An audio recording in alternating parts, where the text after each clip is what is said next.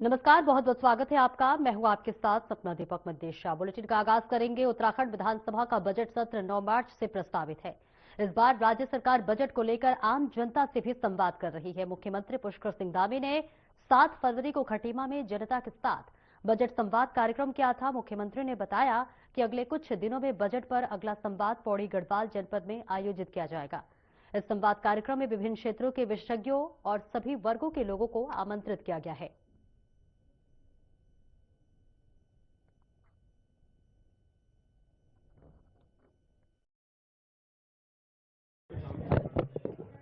अभी हमारा सामान्य जो बजट है, बजट को तैयारी का अंतिम रूप दिया जा रहा है और उसमें लोगों के जो स्टेक होल्डर्स हैं, राज्य भर के अलग अलग वर्गों के लोग हैं, उन सभी के साथ एक बजट पूर्व संवाद अभी हमने चंपावत बनबसा में किया था।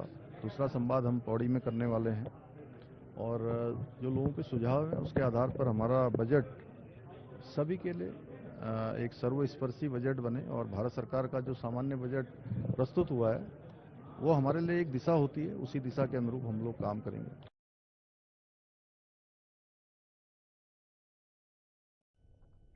उत्तराखंड की आस्था और अर्थव्यवस्था की जीवन रेखा मानी जाने वाली चारधाम यात्रा को लेकर सरकार पूरी तरह सतर्क है।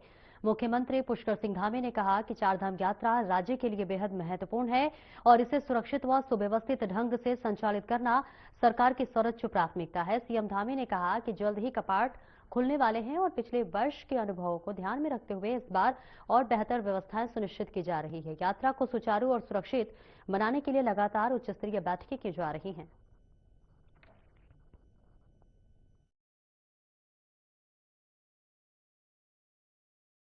हमारे लिए हमेशा बहुत महत्वपूर्ण यात्रा होती है और लाइफ लाइन है और उसके निमित्त सारी तैयारियां हम जैसे ही 2025 की चारधाम यात्रा संपन्न हुई थी, उसके बाद हमने यात्राओं की अगली यात्रा की तैयारी प्रारंभ कर दी थी। अब सभी कपाट खुलने की तिथियां भी आ गई हैं और लगातार बैठकें चल रही हैं। हमारा हर तरह से प्रयास है कि पिछले सालों के अनुभव लेकर 2026 की यात्रा और अच्छी हो, सुखद हो, ऐतिहासिक हो और सबसे बड़ी हमारी प्राथमिकता है, सब सर्वोच्च प्राथमिकता कि सबके लिए सुरक्षित हो और सारे स्टेक होल्डरों के साथ बात करके, जो हितधारकों के साथ बात करके उस पर काम किया जा रहा है, आगे बढ़ाया जा रहा है। जो यात्रा की व्यवस्थाएं हैं,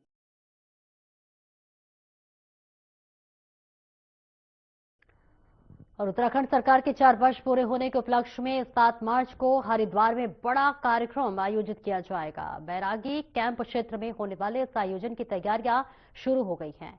कार्यक्रम में केंद्रीय गृह मंत्री अमित शाह मुख्य अतिथि के रूप में शामिल होंगे।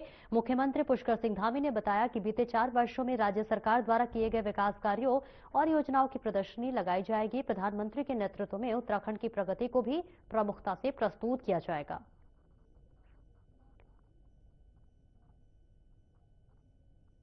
पिछले 4 सालों में सरकार के द्वारा जो अनेक विकास के काम किए गए हैं, जन कल्याण के काम किए गए हैं और हर वर्ग के उत्थान के लिए, चाहे महिला हो, युवा हो, गरीब हो, हमारे अनुसूचित वर्ग के लोग हों, पूर्व सैनिक हों, किसान भाई हों, सबके लिए अलग अलग योजनाएं राज्य के अंदर की गई हैं और हर एक जनपद जहां जिसकी संभावनाएं हैं उसके अनुसार सरकार ने योजनाओं को आगे बढ़ाया है और आगे अभी 1 साल चूंकि चुनाव तक का अभी शेष है, अगले 1 साल की योजना उस पर काम होना है और अगले 5 सालों की योजना पर काम होना है।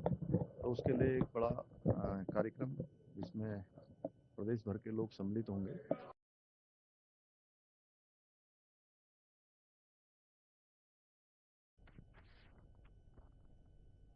और आगे बढ़ेंगे। राजकीय मेडिकल कॉलेज में मंगलवार को विश्व मांगल्य सभा की ओर से मातृ संस्कार समागम का आयोजन किया गया। कार्यक्रम में सीएम पुष्कर सिंह धामी और उनकी पत्नी गीता धामी ने शिरकत की। इस दौरान सीएम धामी ने न केवल मातृशक्ति को राष्ट्र निर्माण की धुरी बताया, बल्कि अपने व्यक्तिगत जीवन के संघर्षों को भी साझा किया। सीएम ने कहा कि आज मैं जिस भी मुकाम पर हूं वो किसी विशेष सुविधा से नहीं बल्कि अनुशासन और संस्कारों की बदौलत है। अपने बचपन का जिक्र करते हुए सीएम धामी ने कहा कि मैं एक साधारण परिवार में पला बड़ा हूं। मेरे पास संसाधन सीमित थे लेकिन सपने बड़े थे। मैंने बचपन से ही मेहनत और ईमानदारी का महत्व समझा। वहीं गीता धामी ने कहा कि केवल डॉक्टर इंजीनियर बनना ही काफी नहीं है, बच्चों को संवेदनशील इंसान बनाना मां की जिम्मेदारी है।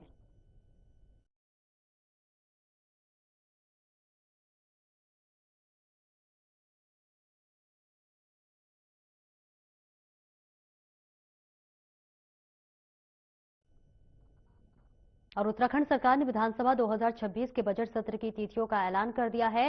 विधायी एवं संसदीय कार्य विभाग के प्रमुख सचिव धनंजय चतुर्वेदी ने आदेश जारी किए हैं। बजट सत्र 9 मार्च से 13 मार्च 2026 तक आहूत किया जाएगा, जहां सत्र गैरसैंण स्थित भराड़ीसैंण विधानसभा भवन में आयोजित होगा। पहले दिन राज्यपाल लेफ्टिनेंट जनरल गुरप्रीत सिंह का अभिभाषण होगा, जिस पर 10 मार्च को चर्चा की जाएगी। 11 मार्च को मुख्यमंत्री पुष्कर सिंह धामी बतौर वित्त मंत्री वर्ष 2026-27 का बजट सत्र प्रस्तुत करेंगे।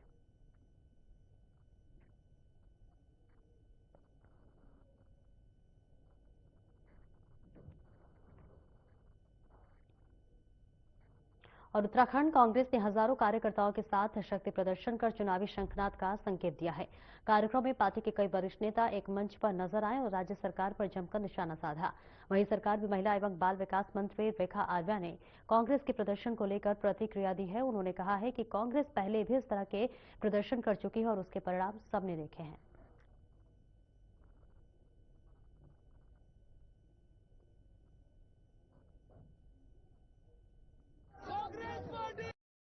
देखिए, यदि आप कांग्रेस की अभी तक की आप समीक्षा करेंगे तो मुझे लगता है कि कांग्रेस जनमानस को जोड़ने में कहाँ सफल हुई है, हम लोगों ने कई प्रदर्शनों में देखा है। मुझे लगता है कि उन्हें जनमानस के प्रदर्शन करने से बेहतर वो पहले स्वयं को जोड़ लें, वो ज़्यादा उनके लिए अच्छा होगा। मेरा तो सुझाव रहेगा, वो अपने आप में हर एक व्यक्ति, चाहे वो संगठन के दृष्टिकोण से हो या जनप्रतिनिधि के दृष्टिकोण से हो, कांग्रेस पार्टी में हर एक व्यक्ति का अपना एक गुट है जो कि खुद ही एकजुट नहीं हो पाता है।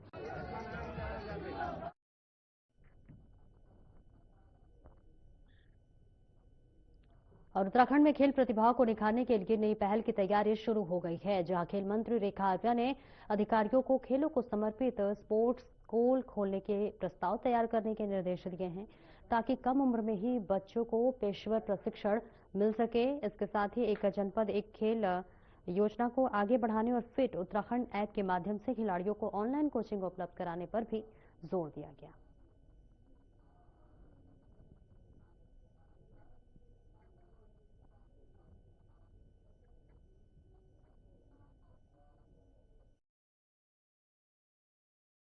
आज खेल विभाग की समीक्षा बैठक की गई है और इस बैठक में हमारे 2027 में जो नेशनल गेम होने वाले हैं, 2030 में जो हमारे राष्ट्रमंडल खेल होने वाले हैं, 2036 में जो हमारे ओलंपिक होने वाले हैं, उसके तैयारियों के निमित्त किस प्रकार से विभाग अपने स्पोर्ट्स पर्सन को कैसे हम और एक्सेलेंसी की ओर ले जाएं, उसमें हम क्या-क्या चीज़ें हम लोग कर रहे हैं या हमें करना चाहिए, या जो हमारा गैप है उसे हमें कैसे फुलफिल करना चाहिए, उसको लेके आज चर्चा हुई है।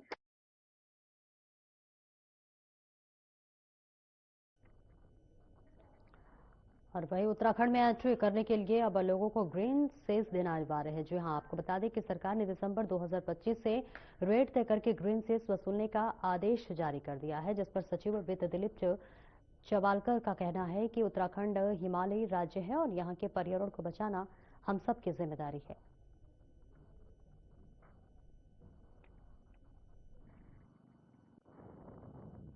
देखिए, ग्रीन टैक्स जो है वो उन वाहनों पे लगता है कि जो बाहर से उत्तराखंड में आते हैं, और ये जो है ये सेस के रूप में है। सेस का मतलब सामान्यतः अर्थ ये हो जाता है कि वो जिस पर्पस के लिए, जिस उद्देश्य के लिए उसको वसूला जाता है, उसी उद्देश्य के लिए उसको व्यय भी किया जाना है। तो ये जनरल टैक्सेशन नहीं होता है।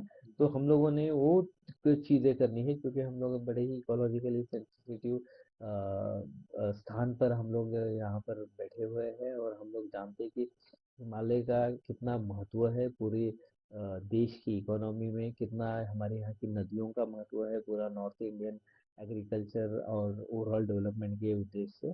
तो इन सभी को देखते हुए बहुत ज़रूरी है कि हम लोग इन संसाधनों को सही तरीके से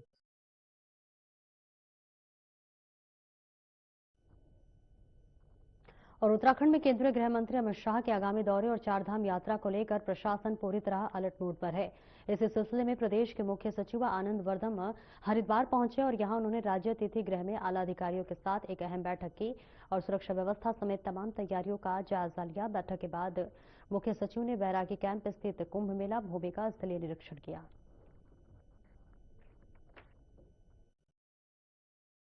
गृह मंत्री जी का भ्रमण प्रस्तावित है मार्च के प्रथम सप्ताह में, तो उसी की तैयारी के लिए और साइट इंस्पेक्शन के लिए सभी अधिकारियों के साथ और जो इवेंट मैनेजर्स हैं उनके साथ बैठक की गई और यहाँ पे भ्रमण किया गया। तो उसी की तैयारी के लिए आज हम हरिद्वार आए थे। बैरागी कैंप में होने वाला है, तो अभी बैरागी कैंप भी प्रस्तावित किया जा रहा है। कब होने का है? मार्च के प्रथम सप्ताह में। आज निरीक्षण भी किया गया सर। हाँ, नहीं, किस तरह से क्या तैयारी करनी है, किस तरह से होना है, वो उसकी तैयारी के लिए सारे निरीक्षण किया गया, स्थल निरीक्षण। ठीक। और 11वें ज्योतिर्लिंग श्री केदारनाथ धाम के कपाट आगामी 22 अप्रैल को सुबह 8 बजे ब्रेक लगन में श्रद्धालुओं के लिए खोल दिए जाएंगे। तो वहीं भगवान बद्री विशाल के कपाट श्रद्धालुओं के लिए 23 अप्रैल को खोले जाएंगे। वहीं इस दौरान श्री बद्रीनाथ केदारनाथ मंदिर समिति अध्यक्ष हेमंत द्विवेदी ने कपाट खोलने की तिथि घोषित होने के अवसर पर सभी देश विदेश के तीर्थयात्रियों को श्री बद्रीनाथ केदारनाथ सहित चारधाम यात्रा के लिए आमंत्रित किया।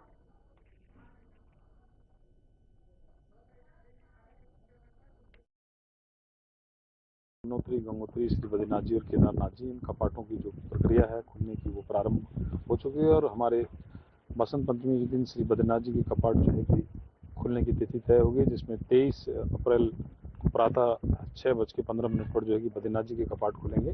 और वहीं कल शिवरात्रि के दिन बाबा केदार के कपाटों की खुलने की भी घोषणा होगी, जिसमें 22 तारीख को प्रातः 8 बजे जो है बाबा केदार के कपाट जो है देश और दुनिया के सभी आने वाले तीर्थयात्रियों के लिए खोल दिए जाएंगे। और आपके चैनल के माध्यम से मैं अपील भी करना चाहता हूं कि सभी जो देश दुनिया से लाखों श्रद्धालु जो पूरी दुनिया से यहाँ पर आते हैं उन सबको आमंत्रित करते हैं कि आप आइए और बाबा केदार का आशीर्वाद दीजिए और भगवान के दर्शनों के लिए यहाँ पर सभी लोग पधारें। आगामी चारधाम यात्रा को सुगम और सुरक्षित बनाने के लिए उत्तराखंड परिवहन विभाग अलर्ट मोड पर है। ऋषिकेश के आरटीओ संदीप सैनी ने यात्रा तैयारियों को लेकर विभाग की रणनीति साझा की है। इस दौरान उन्होंने बताया है कि नियमों का उल्लंघन करने वाले वाहनों और बाहरी राज्यों से आने वाले निजी टैक्सियों पर विशेष नजर रखी जाएगी। यात्रा सीजन में स्थानीय व्यवसाय को प्रभावित करने वाले अवैध संचालन पर सख्त कार्रवाई होगी। सीमावर्ती चेकपोस्ट पर वाहनों की ग्रीन सेस और टोल रसीद की अनिवार्य जांच की जाएगी।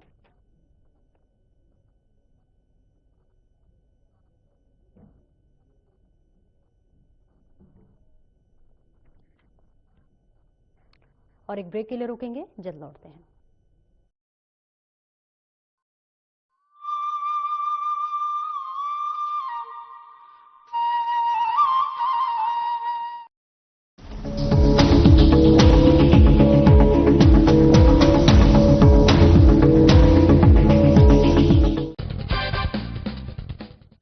नमस्कार दोस्तों, एक बार एक सज्जन ट्रेन में अपने 25 वर्ष के बेटे के साथ सफर कर रहे थे।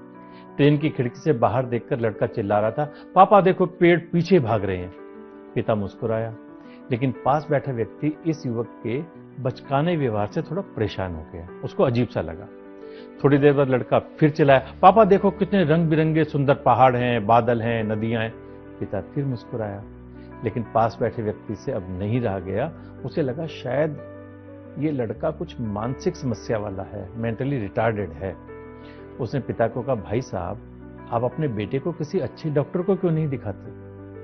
पिता ने मुस्कुराते हुए कहा, हाँ दिखाया था, कल तक ये नेत्रहीन था, अब इसकी आंखों की रोशनी वापस आ गई है और इसे दिखने लगा है, इसीलिए इसे ये सब कुछ नया नया सा लग रहा है। दोस्तों, किसी के बारे में कोई धारणा बनाने से पहले उसकी सच्चाई को भली भांति जानना चाहिए। हो सकता है वास्तविकता कुछ और ही हो। कहते हैं ना, जो दिखता है वो होता नहीं, जो होता है वो दिखता नहीं। जनाब, देखकर परखना छोड़ो, और लोगों को समझना सीखो। नमस्कार।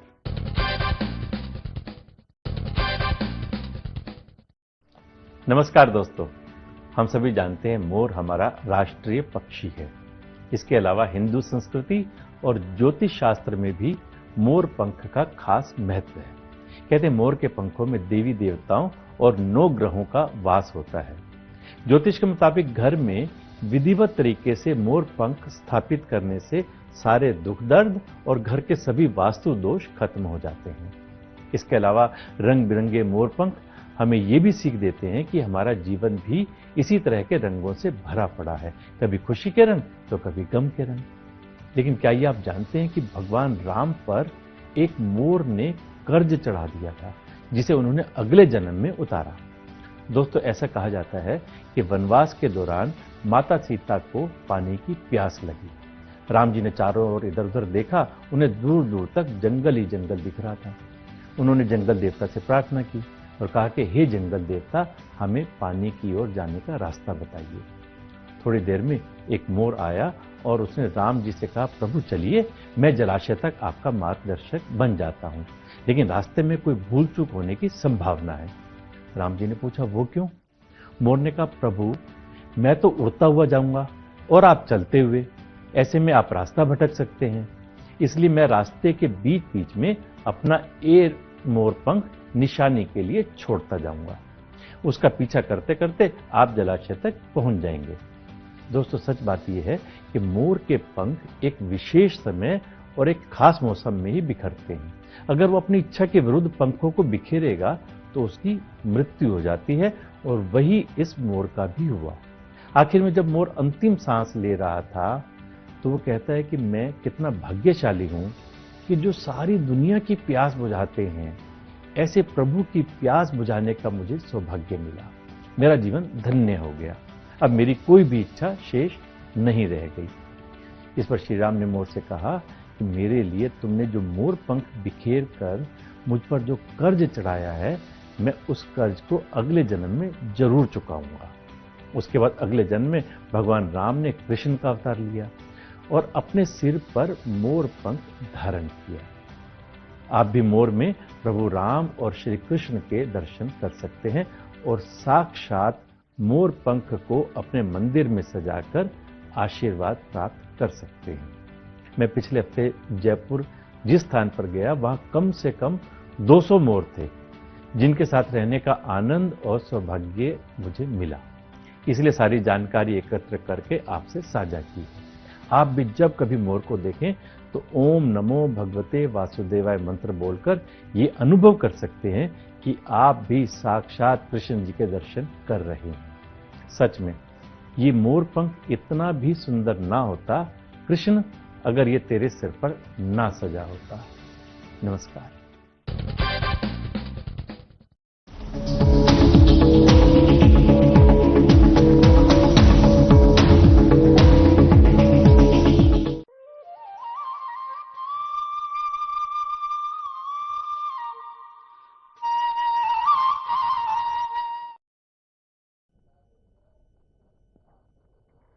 ब्रेक के बाद एक बार फिर से स्वागत है आपका। खबरों में आगे बढ़ेंगे। उत्तराखंड में नैनीताल के बाद टिहरी और अब रुद्रप्रयाग जनपद के जिला न्यायालय को ईमेल भेजकर बम से उड़ाने की धमकी दी गई है। मामले की गंभीरता और सार्वजनिक सुरक्षा को देखते हुए रुद्रप्रयाग पुलिस ने तत्काल सक्रिय होकर चेकिंग अभियान चलाया।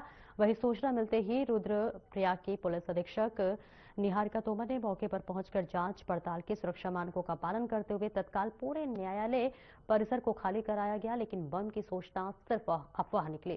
फिलहाल पुलिस मामले की जांच कर रही है। दिनांक 17 फरवरी 2026 को सुबह 7:14 पर माननीय जिला एवं सत्र न्यायालय जनपद रुद्रप्रयाग में एक ईमेल प्राप्त होता है, जिसमें बम विस्फोट की धमकी दी जाती है। सूचना मिलते ही तत्काल कोतवाली रुद्रप्रयाग और अन्य कोतवालियों की टीम वहां पर पहुंचती है और इवैक्यूएशन करवाती है एसओपी के अनुरूप। साथ ही साथ सभी लोगों की वहां पर आईडी कार्ड की चेकिंग की जाती है। इसके बाद हमारी एसओजी की टीम और बम निरोधी दस्ता वहां पर पहुंचता है और एक सघन चेकिंग अभियान चलाता है। सघन चेकिंग अभियान के उपरांत कोई भी विस्फोटक सामग्री परिसर से बरामद नहीं होती है। हमारे द्वारा इसमें तहरीर प्राप्त कर ली गई है और इसमें हम एक अभियोग पंजीकृत कर रहे हैं।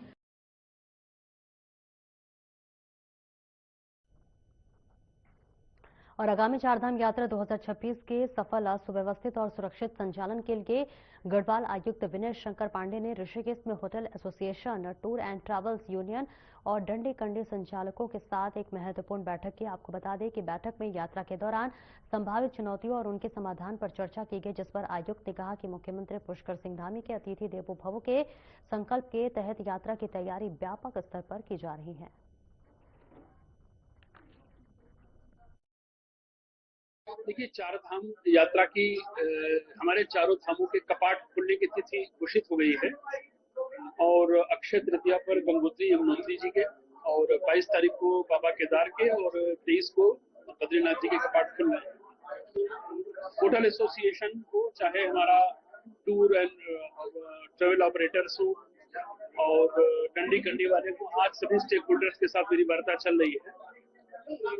यात्रा को बेहतर बनाने के लिए उनके जो सुझाव हैं उस पर भी हम लोग ने काफी गंभीरता से विचार किया है। होटल व्यवसायियों के अपने कुछ इश्यूज हैं।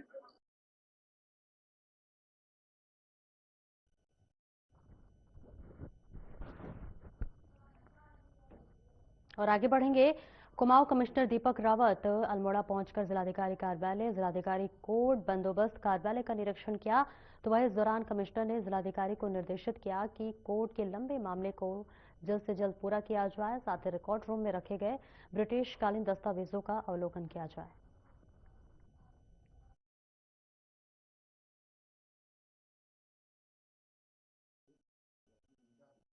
कलेक्ट्रेट का इंस्पेक्शन कर रहा हूँ। इससे पहले मैंने जो यहाँ पे कलेक्टर अल्मोड़ा है उनके कोर्ट का इंस्पेक्शन किया और वहाँ पे जो पुराने मामले चल रहे हैं उसमें तेजी लाने के लिए कहा है, विशेषकर जो मामले 2020 या 21 से चल रहे हैं। उसके बाद जो अल्मोड़ा कलेक्ट्रेट में जो रिकॉर्ड रूम है, इसकी अहमियत बहुत ज्यादा इस वजह से है कि इसमें बहुत से रिकॉर्ड्स ऐसे हैं कि जो दुर्लभ हैं और बहुत से लोग जो इस पर शोध करना चाहते हैं, कॉलोनियल हिस्ट्री पर रिसर्च करना चाहते हैं या ब्रिटिश हिस्ट्री पे रिसर्च करना चाहते हैं, उनके लिए बहुत लाभदायक हैं। और कई तो उस लिहाज से एक प्रोजेक्ट यहाँ से बना के हम कल्चर डिपार्टमेंट को लिखेंगे इनको डिजिटाइज करने का।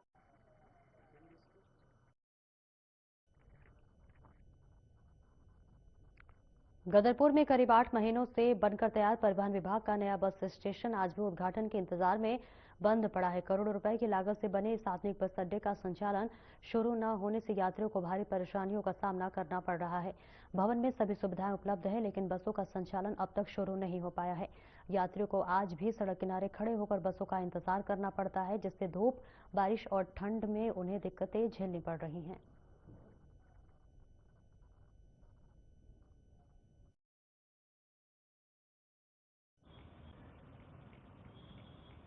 क्या कहा जाए, गदरपुर का दुर्भाग्य कहा जाए कि इस पर तमाम एक वक्त हो गया, नरेंद्र तिवारी जी से लेकर के आज तक हम लोग सारा समाज काम करता रहा, सब लोग डिमांड करते रहे और ऐसी स्थिति आ गई कि आज उस जो अगर वहाँ बना भी है सरकार के प्रयास से, अच्छी बात है, धन्यवाद है सरकार का जिसने बनाया, लेकिन बनाने के बाद उस पर काम नहीं हो रहा है। टूटी फूटी पड़ी है, तमाम जिन्हें दीवारें उसकी टूटे जा रही हैं और सरकार क्या कर रही है हमें समझ में नहीं आ रही है। हम तो सीधी बात कहेंगे, अगर कि यहाँ का अगर लोकल हमारे जो नेता हैं अगर वो आपस में कहीं उनमें मतभेद हैं, कोई बात नहीं, हम मुख्यमंत्री से निवेदन करेंगे, मुख्यमंत्री जी आए और आकर के यहाँ इसका उद्घाटन करें, हमें अच्छा लगेगा। लेकिन ये कार्य होना चाहिए, जनता हित के कार्य तो किसी हाल में रुकने नहीं चाहिए, भले कोई करे। पता लगा भी ये 1 महीने में उद्घाटन होने वाला है।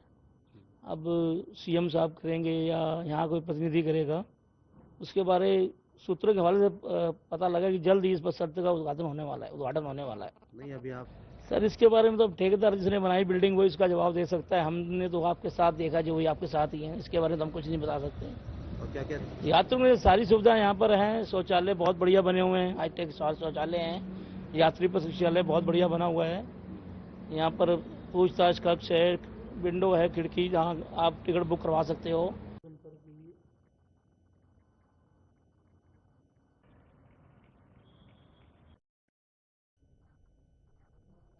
फिलहाल इस बुलेटिन में इतना ही। नमस्कार।